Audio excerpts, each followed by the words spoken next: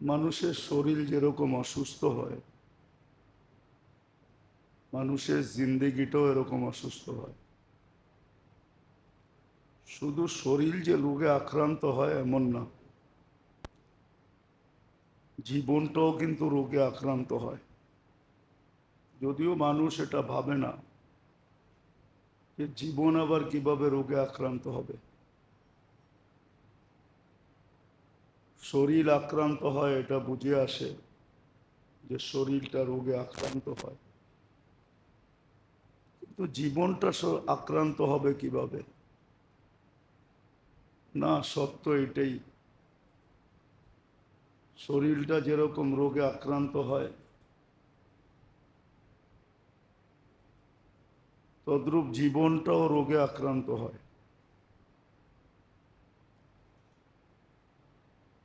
শরীরের রোগটা ছোঁয়াছে না, একজনের ভিতর থেকে আরেকজনের ভিতরে যায় না, এটাই সত্য। কিন্তু জীবনের রোগ এটা ছোঁয়াছে, এটা একজনের ভিতর থেকে আরেকজনের ভিতরে, একজনের দ্বারা শতজন আক্রান্ত হয়। কিন্তু শরীরের রোগ নিয়ে তো গবেষণা আছে, আলোচনা আছে, চর্চা আছে, শিক্ষা আছে, দীক্ষা আছে, কিন্তু জীবনের রোগ নিয়ে কোনো গবেষণা নেই, চর্চাও নাই, আলোচনাও নাই, শিক্ষাও নাই, দীক্ষাও নাই।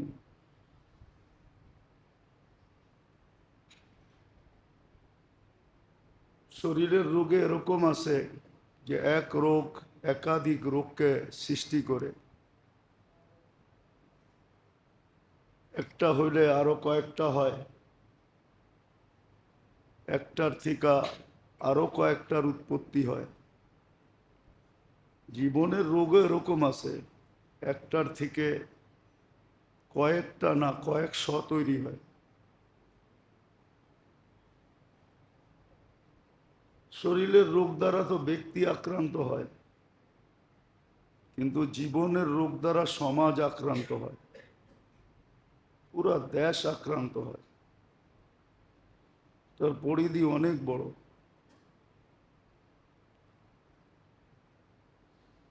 শরীরের রোগের উপশমের জন্য, সুস্থতার জন্য কেমিস্ট্রিরা, আবিষ্কারকরা সারাদিন গবেষণা করে যেতেছে, কিন্তু জীবনের যে রোগ হয় এটা নিয়ে গবেষণা খুব কমই,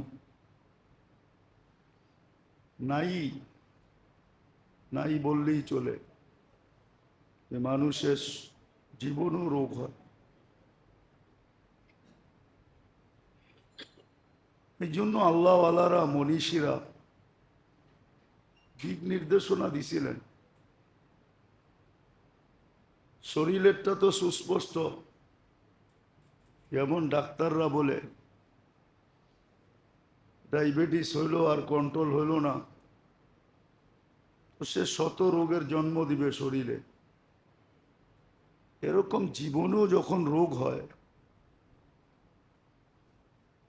তখন এটাও শত রোগকে জন্ম দেয়।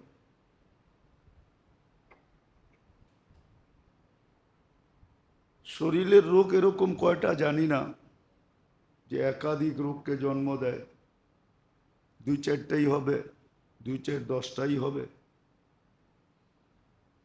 কিন্তু জীবনের রোগ যেটা,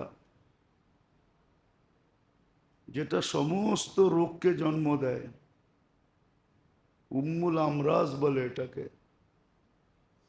রোগের মা। মা যেরকম বাচ্চা জন্ম দেয়, ঠিক জীবনের রোগগুলো মানুষের জীবনে শত রোগের জন্ম দেয়। আবারও বলতেছি, শুধু তার জীবনটা আক্রান্ত হবে না, বরং যার ভিতরে আসবে একটা হবে, তার দ্বারা পুরো সমাজ আক্রান্ত হবে, পুরো গোষ্ঠীকে গোষ্ঠী আক্রান্ত হবে। আজকে অ্যানালাইসিস করলে দেখা যায় এটাই, চিন্তা করলে দেখা যায় এটাই, মানুষের জীবনে রোগে আক্রান্ত। অথচ যেই মানুষ সংজ্ঞা ছিল যে মানুষ কাকে বলে, মানুষের সংজ্ঞা ছিল মানুষ বানানেওয়ালার পক্ষ থেকে, মানুষ যিনি বানাইছেন আল্লাহ, ওনার পক্ষ থেকে সংজ্ঞা ছিল যে মানুষ কাকে বলে। আন্নাস মাইয়ান ফাউন্নাস, যে মানুষকে উপকার করে। কিন্তু এখন বিলকুল উল্টা, মানুষ ওকেই বলে যে মানুষের অপকার করে।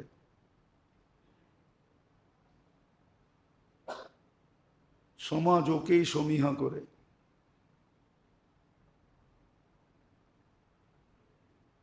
তো মানুষের সংজ্ঞা বিলকুল উল্টায় গেছে, শুধু জীবনের রোগের কারণে। আর দেহের রোগের চিকিৎসা দুনিয়াতে সম্ভব, যদি চিকিৎসা নাও হলো, কিছু রোগ এরকম আছে যেটা আক্রান্ত হয়ে মানুষ মারা যায় তো শাহাদতের মৌত পর্যন্ত মিলে।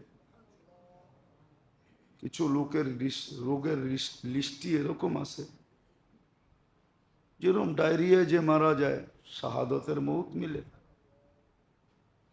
করোনায় যারা মারা গেছে মহামারীতে, শাহাদতের মৌত।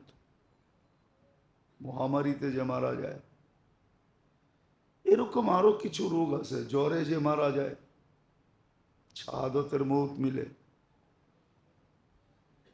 কিন্তু জীবনের রোগে যদি কেউ আক্রান্ত হইল আর চিকিৎসা না হইল,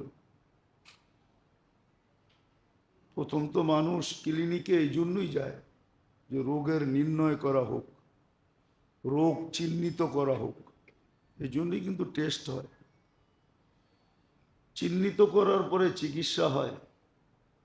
ঠিক প্রত্যেক মানুষ যদি নিজের জীবনের রোগকে চিহ্নিত না করলো,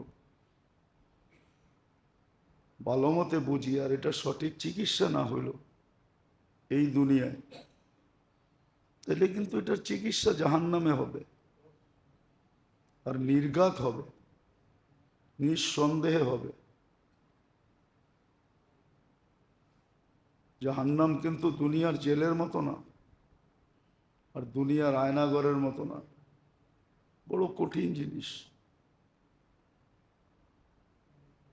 এত কঠিন যদি না হইতো তাহলে কিতাবে পাওয়া যায় জিবরিল আমিনের মতো ব্যক্তি, যেদিন থেকে জাহান্নাম আল্লাহ তৈরি করছেন আর উনি দেখছেন, ওই দিন থেকে ওনার কান্না এখনো থামে নাই যে আল্লাহ আমাকে জাহান্নামে না দিয়া দেয়। আমরা তো শুনতেছি, দেখতেছি না, আল্লাহ দেখাইতেছেন না, শুনাইতেছেন। বর্ণনা আছে জাহান্নাম কি জিনিস। জীবনের রোগ যদি নির্ণয় না হইল, চিহ্নিত না হইল, এটা আমি চিহ্নিত না করলাম, আর এটার যদি সুচিকিৎসা না হইল এই দুনিয়াতে, তাহলে কিন্তু চিকিৎসা জাহান্নামে হবে। শরীরের রোগ নির্ণয় করার জন্য এক জমানায় ছিল দুই একটা চিকিৎসা করলেই হতো, দুই একটা টেস্ট করলেই হতো। এখন মনে হয় টেস্ট সিরিয়াল বাড়তে বাড়তে কয়েকশো হয়ে গেছে। আপনি জিজ্ঞেস করেন 50 বছর আগে এত টেস্ট করতে হতো না, দুই একটা করলেই হতো। আর এখন কয়েকশো হয়ে গেছে টেস্টের সিরিয়াল। কিন্তু তারপরও দেখা যায় আগের তুলনায় রোগীর সংখ্যা বাড়তেছে, ডাক্তারখানাগুলা জমজমাট, ক্লিনিকগুলাতে উপচে পড়া ভিড়। এত টেস্টের মাত্রা বাড়ার পরেও যে রোগের মাত্রা কমছে এমন না, মেডিসিন বাড়ার পরেও যে রোগের মাত্রা কমছে এমন না। কিন্তু গবেষণা চলতেই আছে, চলতে থাকবে। এটা নিয়ে আমাদের আলোচনাও না, বুঝানোর জন্য বলতেছি, বোঝা উচিত যে আমার জীবনটা কোন রোগে আক্রান্ত। আর মৌলিক রোগ কয়টা আসলে দেখলে দেখা যায়? জীবনের মৌলিক আসল রোগ হলো 6 থেকে 7টা, যেগুলা সব রোগকে অস্তিত্ব দেয়। এর থেকেই সব রোগ পয়দা হয়, এইগুলার থেকেই সব রোগ সৃষ্টি হয়। আর হইতে হইতে বাড়তে বাড়তে এত বাড়ে, এত বাড়ে, যেটা বলা অতীত বাড়ে, বলা অতীত বাড়ে, বলা অতীত বাড়ে, এত বাড়ে। তো যেটা বুঝাইতেছিলাম, ভালো মতে বুঝি আর নির্ণয় করি, চিহ্নিত করি যে এই রোগগুলো আমার ভিতরে আছে কিনা, চিকিৎসা করি।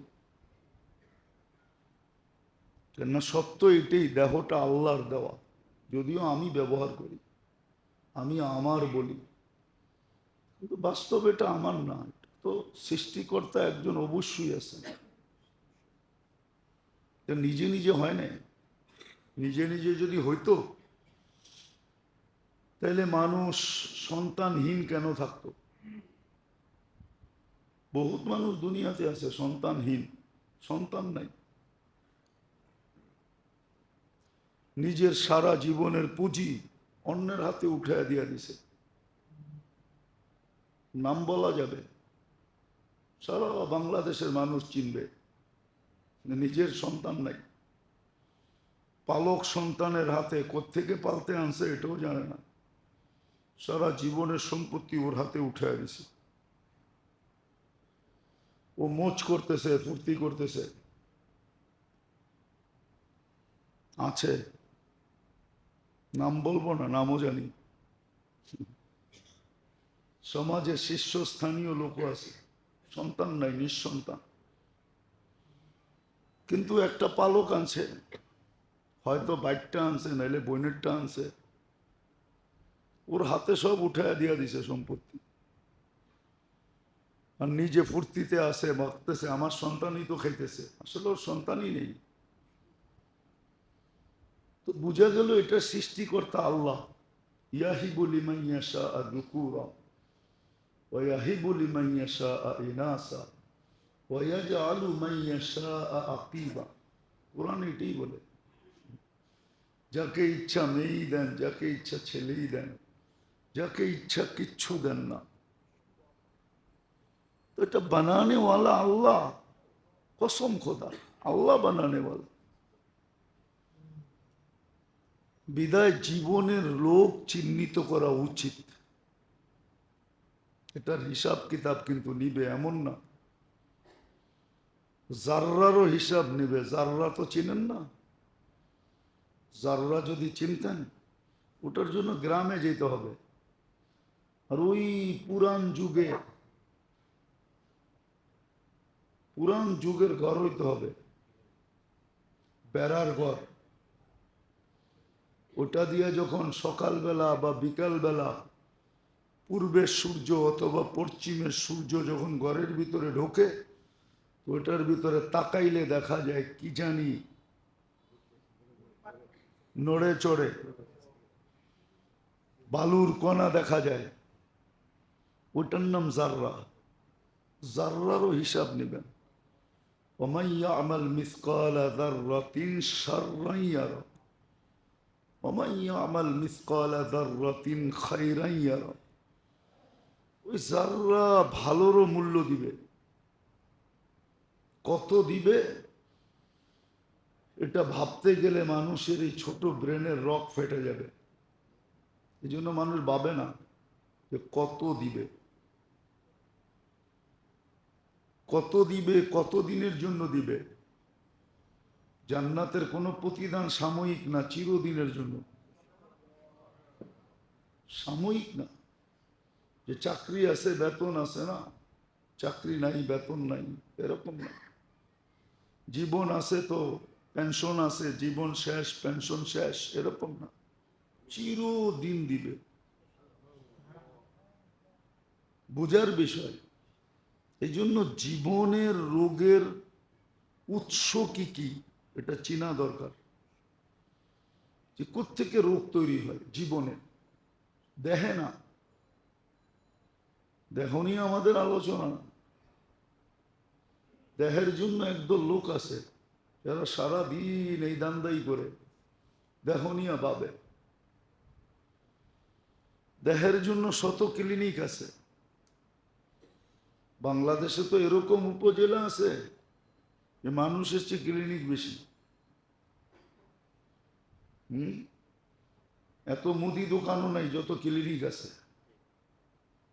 দুই চারটা জায়গার নাম আমি জানি, ক্লিনিক আর ক্লিনিক।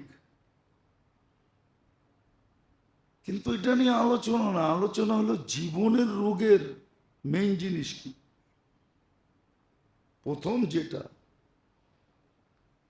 প্রথম যেটা মানুষের জীবনে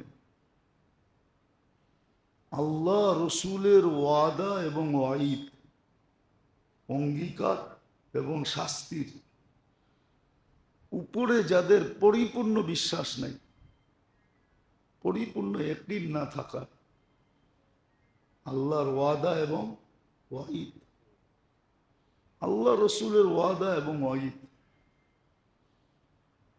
করার পরে কি বিনিময় দিবে, না করলে কি শাস্তি দিবে,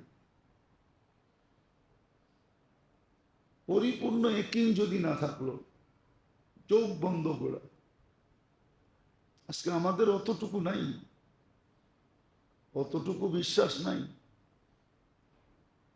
গুলি ঠিক আছে, গুলি বিলকুল তাজা, কিন্তু বন্দুক নষ্ট।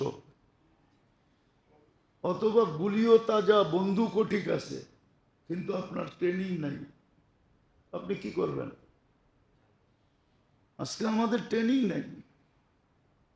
গুলিও তাজা, বন্দুকও ঠিক, কিন্তু নাই কি ট্রেনিং নেই। অথবা গুলি তাজা, বন্দুক নষ্ট, ট্রেনিংও নাই। সত্য এটাই। আপনি দেখেন আবু দারদা রাদিয়াল্লাহু তাআলা আনহুকে, উনিও জানতেন এই হাদিস, আর সাহাবী কুল্লুহুম উদুল, সাহাবায়ে কেরাম প্রত্যেকে সত্যবাদী। আল্লাহ রসুল গ্যারান্টি দিতেছেন, আসহাবী কুল্লুহুম উদুল, আমার সাহাবারা প্রত্যেকে সত্যবাদী। আয়েশা খবর দিতেছে তোমার ঘরে আগুন লাগছে, আর উনি দৃঢ়তার সাথে বলতেছে না লাগে নাই। দ্বিতীয় জন এসে বলতেছে লাগছে, তারপরে উনি বলতেছেন না লাগে নাই।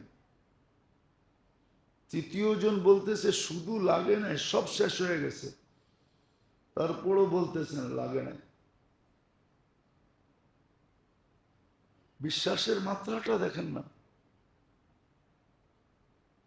তো চতুর্দুর্জন আইসা বলছে তুমি এত দৃঢ়তার সাথে কি করে বললা লাগে নাই লাগে নাই লাগে নাই?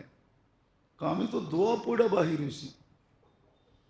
আর আল্লাহ রসুলের কথা, যে সকালবেলায় দোয়া পড়বে সন্ধ্যা পর্যন্ত ওর ওইখানে হঠাৎ কোনো বিপদ আসতেই পারে না। ওই মহল্লায় আসতে পারে, ওই এলাকায় আসতে পারে, চতুর্দিকে আসতে পারে, কিন্তু আমারটায় আসবে না। বলেন আমাদের এতটুকু আছে? এইটাই শত রূপকে তৈরি করে।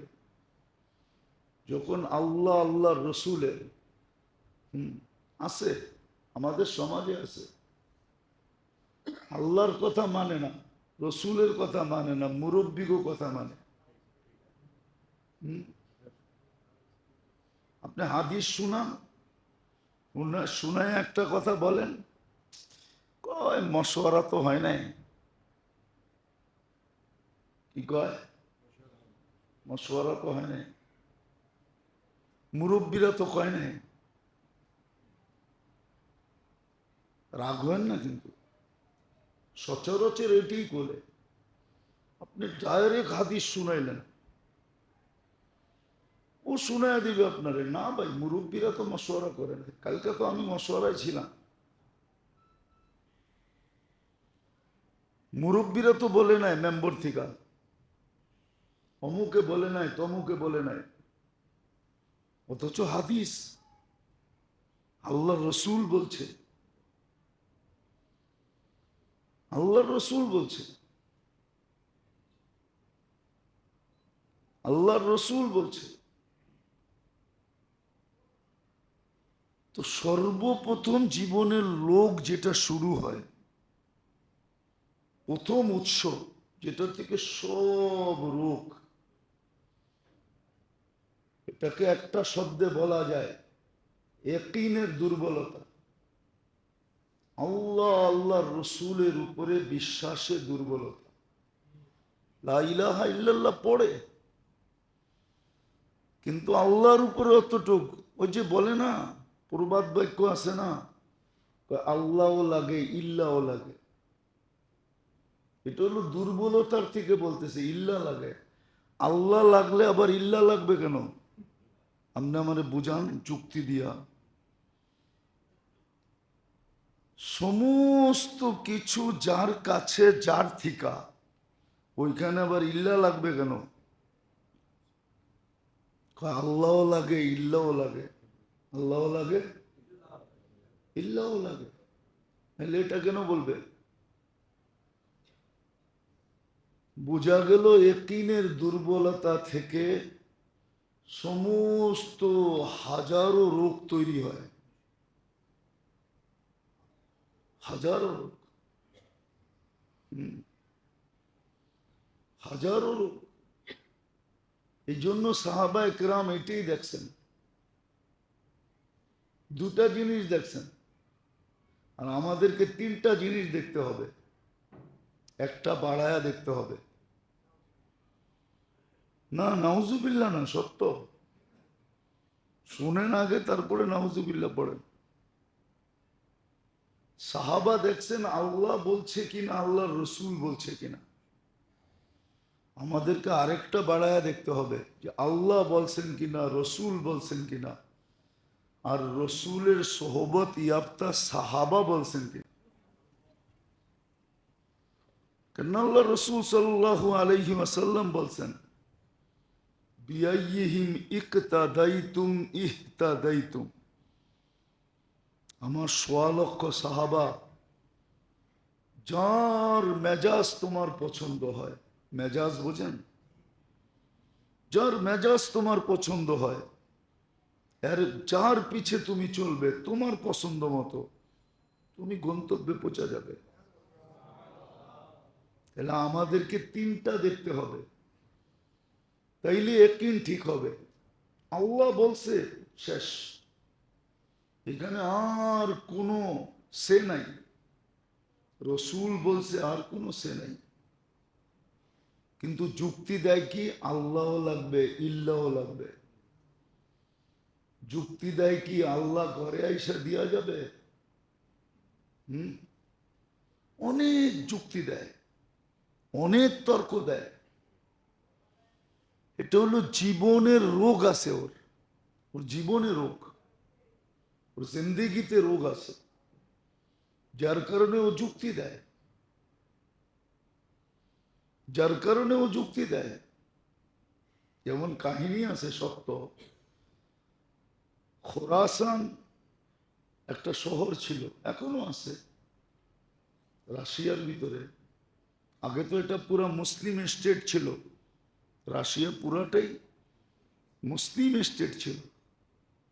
খোরাসান, আজারবাইজান, উজবেকিস্তান, বুখারা, তাশকন্দ, এগুলো সব মুসলিম ঐতিহ্য ছিল। আজও হাজারো নিদর্শন এখানে আছে, ঘুরতে গেলে দেখা যায় হাজারো নিদর্শন পুরা আছে।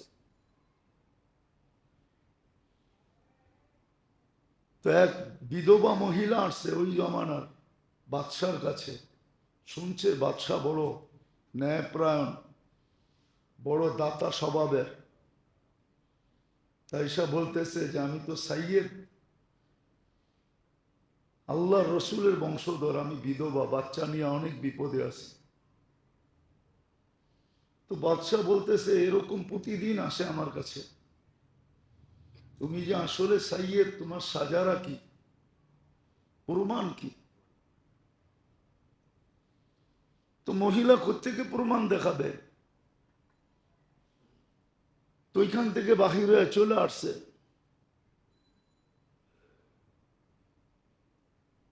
চলে আসার পরে শুনছে যে এক অগ্নি পূজক পাশে আসে, সে বড় দাতা স্বভাবের লোক। তো তার কাছে গেছে, সে আশ্রয় দিয়া দিছে। তো রাত্রে স্বপ্নে দেখছেন রাজা রাসূলুল্লাহ সাল্লাল্লাহু আলাইহি ওয়াসাল্লামকে জান্নাতের এক ঘর দেখছেন। বলছে ইয়া রাসূলুল্লাহ, এই ঘরকে? কয় যে মুসলমান, মোমেন। তো বলছে আমিও তো মোমেন, আমিও তো মুসলমান। তো বলছে প্রমাণ দাও, প্রমাণ দাও। তুমি না আমার মেয়ের কাছে প্রমাণ চাইছো, তুমিও প্রমাণ দাও। তো সে ঘুমের থেকে সজাগ হয়ে তালাশ করতে শুরু করছে, এই মহিলা গেছে কোথায়। তো ওই অগ্নি পূজকের কাছে গেছে, যা বলছে ভাই এই ফ্যামিলি আমাকে দিয়া দে, তুই যত টাকা দিছস আমি এর চেয়ে 10 গুণ বেশি দিব। তো মজুসি বলতেছে বেচা কিনা হয়ে গেছে, যেই স্বপ্ন তুমি দেখছো ওই স্বপ্ন আমিও রাত্রে দেখছি, আমি মুসলমান হয়ে গেছি, বিদায় আর বেচা কিনা করা যাবে না, সৌদা কমপ্লিট। সত্য এটাই, মানুষের ইয়াকিনে যখন দুর্বলতা থাকে, ইয়াকিনে আল্লাহ, আল্লাহ রসুল এবং সাহাবায়ে কেরাম, এই 3 জিনিসের কথার উপরে যখন দুর্বলতা মানুষের থাকে, এটা হলো রোগ সৃষ্টির উৎস। এইখান থেকে হাজারো রোগ তৈরি হবে, এইখান থেকে হাজারো রোগ তৈরি হবে। আর ইয়াকিনের দুর্বলতা থেকে, ইয়াকিনের দুর্বলতা থেকে মানুষের ভিতরে এমন কি রোগ তৈরি হইতে হইতে হইতে হইতে হইতে এটা 2টা স্তরে পৌঁছতে পারে, 2 স্তরে। যেমন কিছু রোগ আছে হইতে হইতে ক্যান্সার পর্যন্ত যায়, তো ডাক্তার নিচে লেখা দেয় নো অ্যান্সার। যদিও বর্তমানে চিকিৎসা করে, কিন্তু সফলতার মুখ খুব কম দেখে, খুব কমই সফল, অসফলই সব। তো ইয়াকিনের দুর্বলতা যখন মানুষের, তো বলছে এদিকে আস। আসার পরে আল্লাহওয়ালা ছিলেন, পাগড়ি খুলা বলে মাথায় দিয়া দিছে, কয়েবার সামনে দেখ। ও দেখা চিৎকার দিয়া উঠছে, হুজুর এটা কি দেখতেছি? কয় এই জন্যই চেহারাটা ডাইকা আসি, এই জন্যই চেহারাটা ডাইকা আসি। সত্য এটা, আপনি মানেন আর না মানেন। চেহারায় মানুষ থাকে, আসলে মানুষ হয় না, আসলে মানুষ হয় না। হাজারো রোগ পয়দা হয় যখন মানুষ নিজেকে নিজের মনের অধীন করে, মন মতো চলে, অথবা বিবেকের অধীন করে, অথবা বুদ্ধির অধীন করে, অথবা দুনিয়ার শিক্ষার অধীন করে, দুনিয়ার শিক্ষার অধীন করে, তখন মানুষ মানুষ থাকে না। আচ্ছা বলেন, মানুষ যদি মানুষ হতো, দুনিয়ার মানুষ যদি বর্তমানে মানুষ হতো, তাহলে আপনি ফিলিস্তিনের দিকে তাকান, এ কি মানবতার কাজ? শিশু মারা, মহিলা মারা, বৃদ্ধদেরকে মারা,